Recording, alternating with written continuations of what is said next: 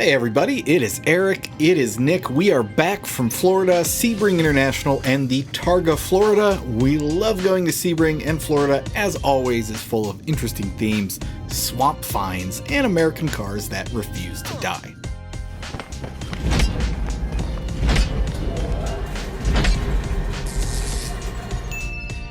Now, the weather was but terrible. But don't take our word for it, because we debuted the brand new Neal Losey 5000 weather reporting system. The weather is absolutely but terrible. Although let me just point out, it wasn't 6,000 degrees and humid the entire time. Every once in a while, it would explode into a giant thunderstorm like this one that almost killed the penalty box. Now, of course, the weather delay meant that we once again got to witness the glory of Sebring's patented track drying system.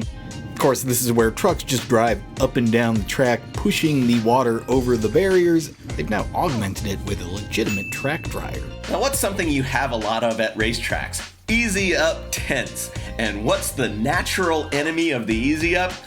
Weather. AKA the thing that easy up tents are supposed to protect you from. Well, when you have two of these things in the same place at the same time, this is what you get.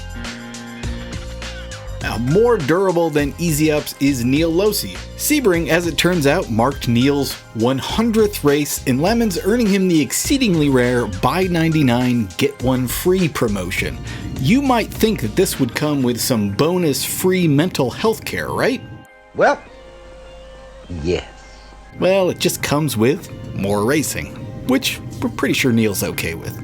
If you're a Lemons racer from the South or Gulf region, you probably know The Simpsons.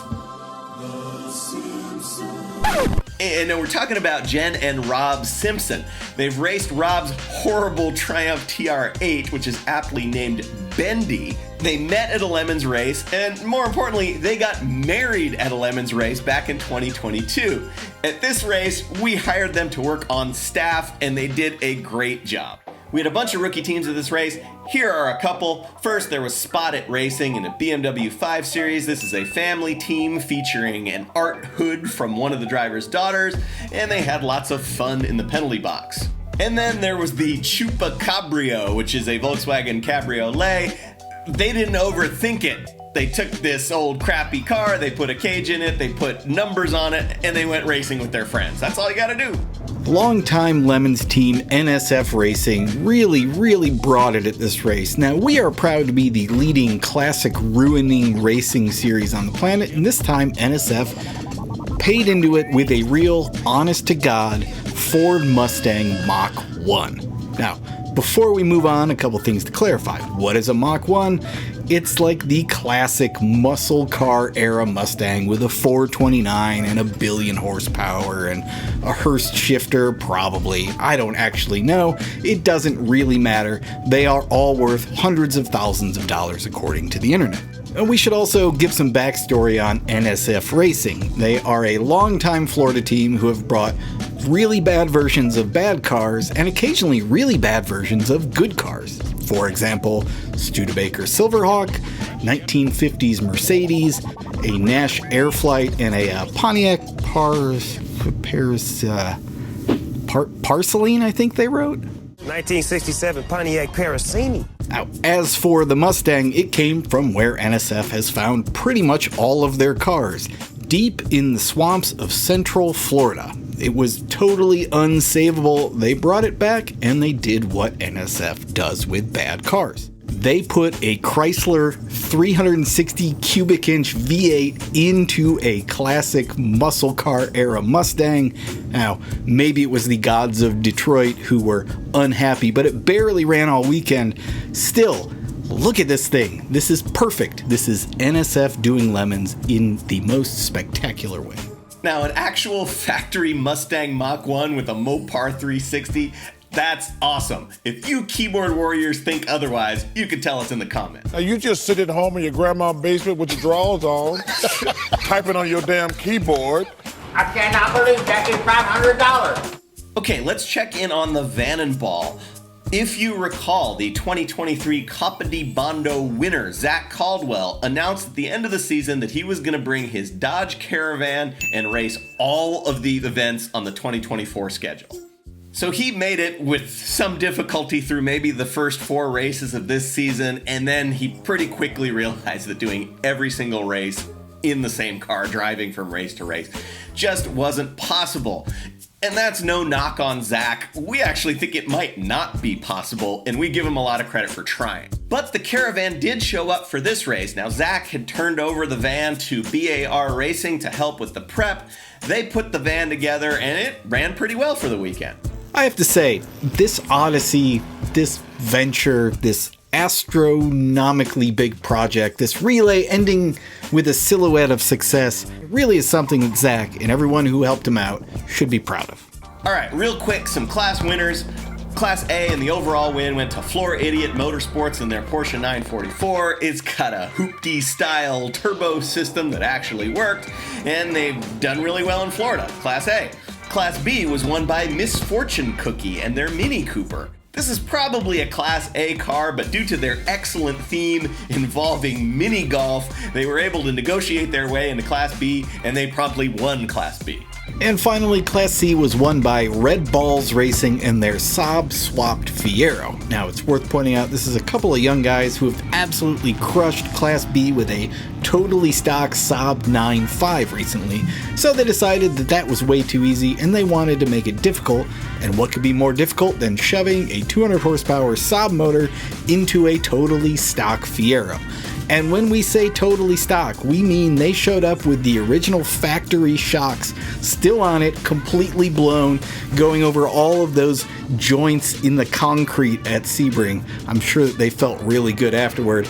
They broke all kinds of stuff, and the second place car in Class C loaned them all of the tools and a welder to keep fixing it. They stayed just ahead of everybody to win C. That was awesome. This got us thinking about alternative histories of General Motors. Specifically, what if the Fiero hadn't been killed in 1988? And what if, when GM acquired Saab, they put the Saab motor and the Fiero chassis together to make this supercar? I'm sure that all of you can dream up your own GM alternative history like this and bring it to Lemons, present it to us.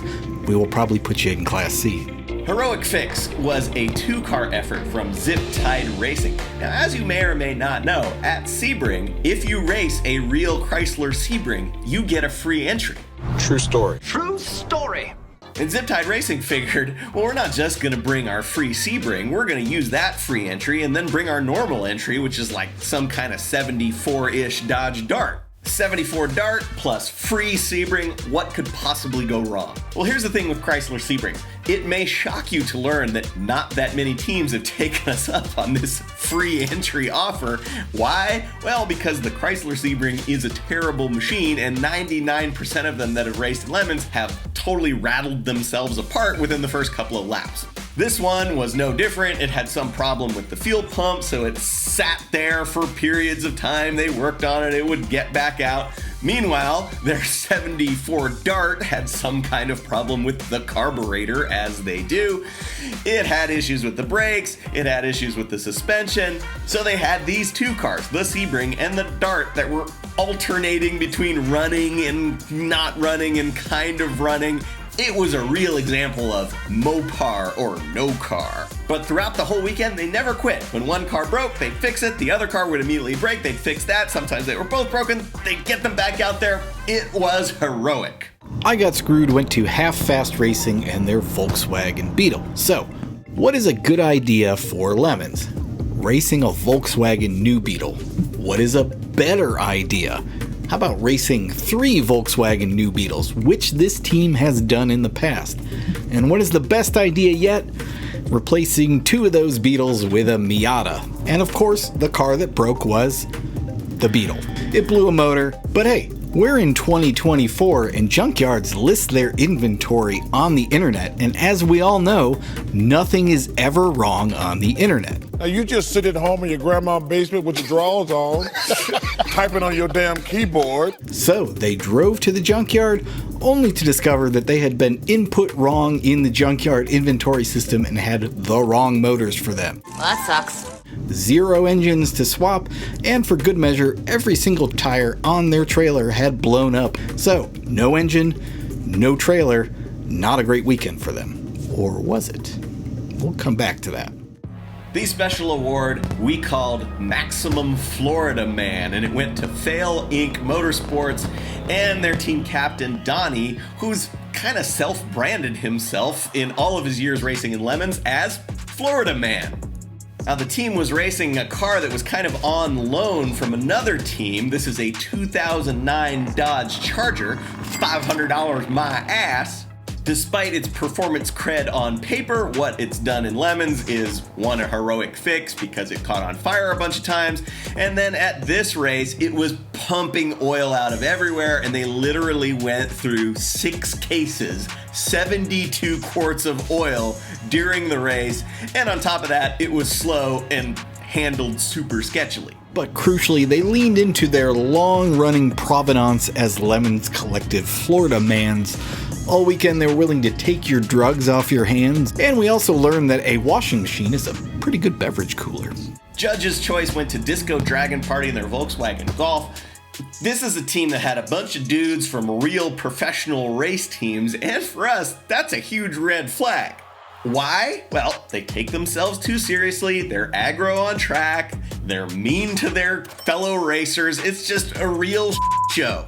But instead, this team, the minute they showed up, they were dressed in dragon costumes, just because, and then they were roaming around with this mobile disco party, hence the Dragon Disco Party. Did it make sense? No. Was it awesome? Yes. So if real racers can do it, so can you, and maybe you'll win a judge's choice. Organizer's choice went to What's Up, watching the race, having a butt. Wait, is this a 1990s beer commercial theme? Yeah, and that's a great theme, but it's actually burying the lead because the car that this team raced was a literal, actual land speed record holding Chevrolet Citation. Yes, this car legitimately raced at Bonneville with a wackadoodle splay-valved V6 that came with a dyno sheet saying it pulled 290 horsepower and 400 foot-pounds of torque. This thing ran a record of 152 miles per hour at Bonneville under the team name Montana Vigilante. Google that, keyboard warriors. Now you just sit at home in your grandma's basement with your drawers on. But then the Bonneville rules changed and the V6 swap into Chevy Citation was somehow no longer legal for the class, and this car went from legendary world record holder to worthless Craigslist car. And as soon as it hit Craigslist, Stephen Abair, builder of all kinds of wacky ass Lemons cars down there in Louisiana, he saw it and said, "Land speed record Citation, I'm buying it and I'm racing that bad boy in Lemons." He picks this thing up.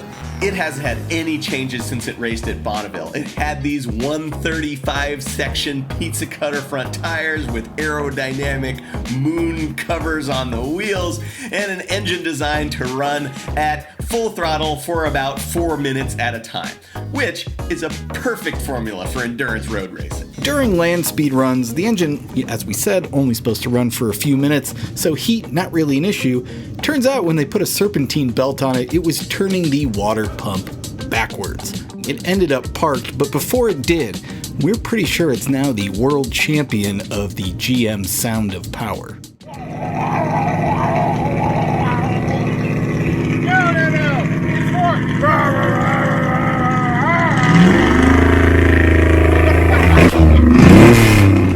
Halloween meets gasoline, a grand for the best theme of the weekend, went to Half-Assed Racing, the same team that won I Got Screwed. Well, they got screwed because their Beetle didn't run, but they won the HMG because they had this incredible theme that they kept going for the entire race. They created an entire Swerve Pro theme, which is based on the Swerve Pro cleaning service.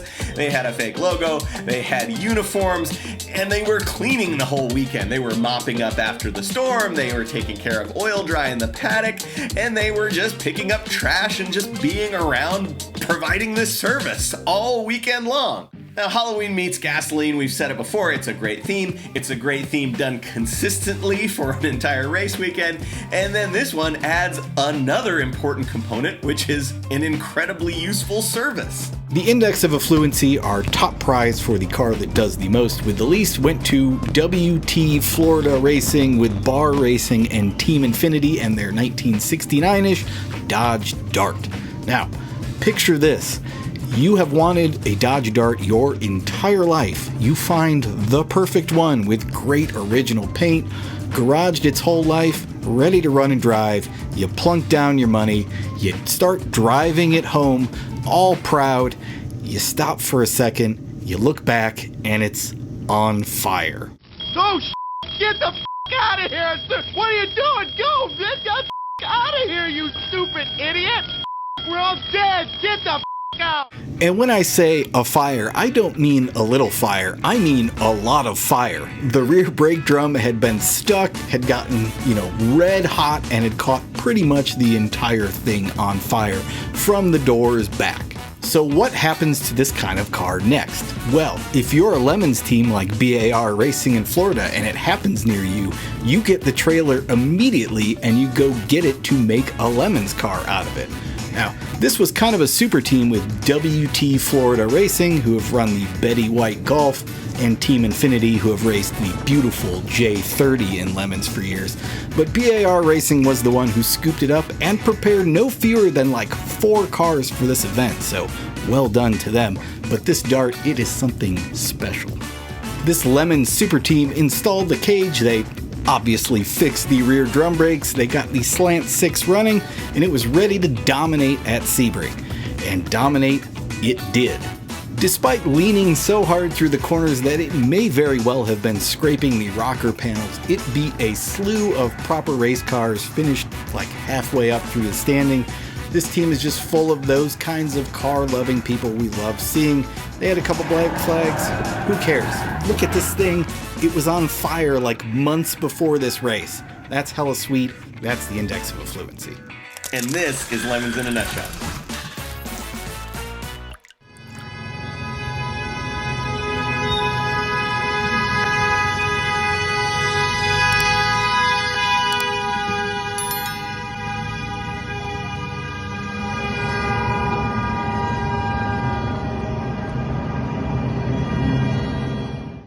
Every second you don't subscribe or watch one of these videos, another Vega is sent to the crusher. Won't you help us save Classic?